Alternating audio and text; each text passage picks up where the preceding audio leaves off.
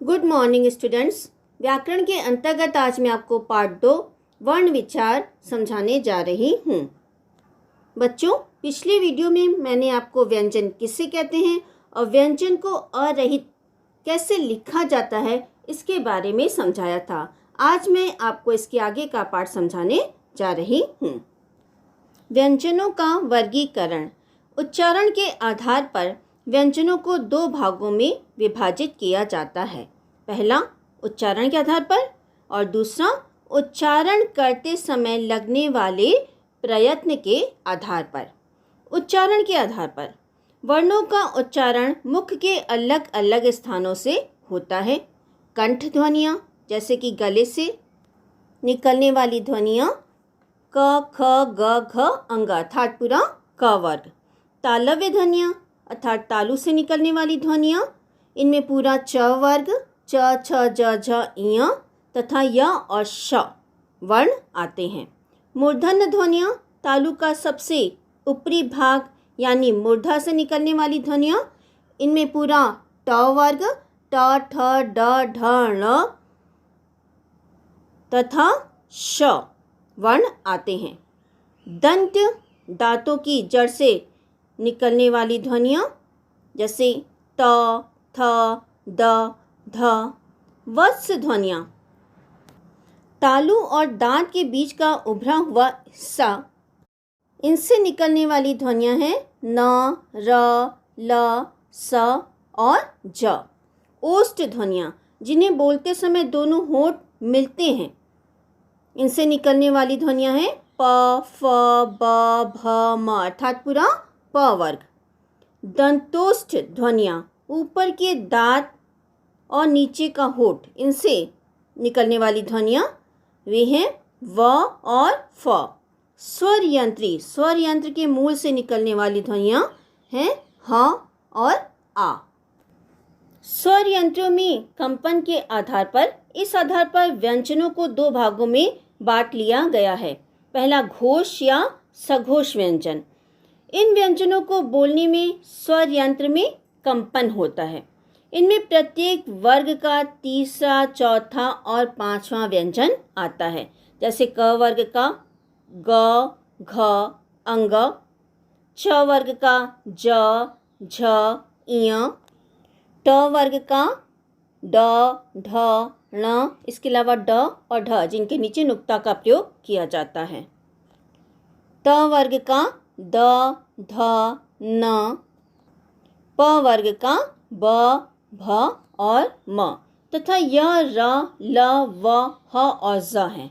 ये ध्वनियाँ अपने आगमन की घोषणा करते हुए आती हैं। जहाँ से ये आती हैं उस रास्ते में ये कंपन उत्पन्न करती हैं। अघोष व्यंजन।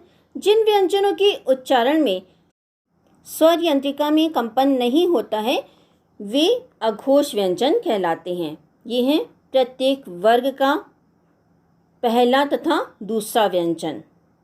क वर्ग का क और ख, च वर्ग का च और छ, ट वर्ग का ट और ठ, त वर्ग का त और थ, प वर्ग का प और फ।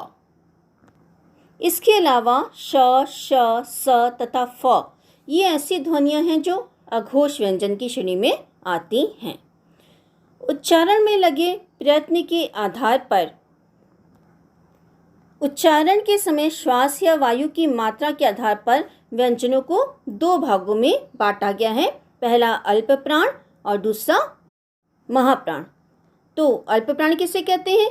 जो व्यंजन कम हवा से काम चला देते हैं उन्हें अल्प प्राण कहते हैं।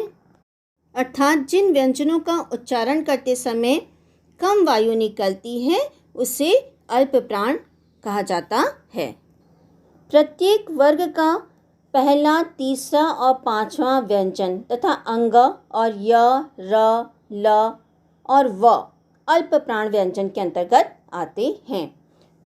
क वर्ग के अंतर्गत क, ग, अंग, च वर्ग के अंतर्गत च, ज, ञ, ट वर्ग के अंतर्गत ट, ड, ण, त वर्ग के अंतर्गत त, द, न, प वर्ग के अंतर्गत प, ब, म।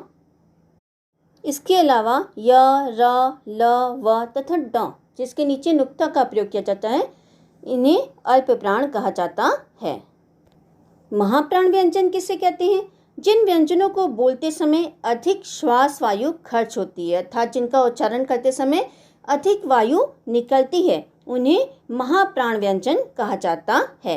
इस श्रेणी में प्रत्येक वर्ग का दूसरा और चौथा व्यंजन तथा ढ, श, श, स और ह आते हैं।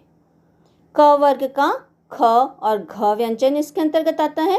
च वर्ग का छ और झ, ट वर्ग का ठ और ढ, त वर्ग का थ और ध, प वर्ग का फ और भ। इसके अलावा ढ जिसके नीचे नुक्ता का प्रयोग किया जाता है, श, श, स और ह व्यंजन इसके अंतर्गत आते हैं।